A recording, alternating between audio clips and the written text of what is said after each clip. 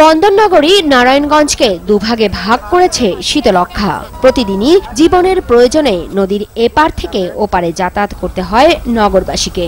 নদীর এই দুই পারের মানুষের চাহিদার ভিন্নতা থাকলেও আছে চিন্তার ঐক্য। যে এখন কাজ করতেছে ভালো ওনারই ভোট দিন।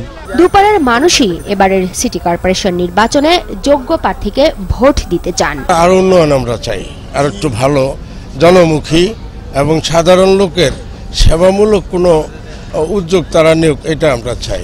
নারায়ণগঞ্জ হবে শান্তিময়, হবে আধুনিক শহর, এমন প্রত্যাশায় নগরবাসী। নারায়ণগঞ্জে উন্নয়ন যে করবে, অবশ্যই আমরা এমন একজন মেয়র চাই। আমাদের মেয়র সাহসী হওয়া উচিত। আমাদের চাওয়া এটাই যেন আমরা সম্পূর্ণ নারায়ণগঞ্জ সিটি সন্ত্রাস মুক্ত থাকতে পারি, যানজট মুক্ত নারায়ণগঞ্জ দেখতে চাই।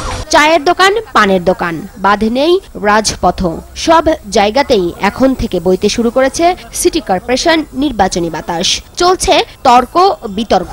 নগরবাসীর এসবে কিছুর অবসান হতে অপেক্ষা করতে হবে 22 ডিসেম্বর পর্যন্ত।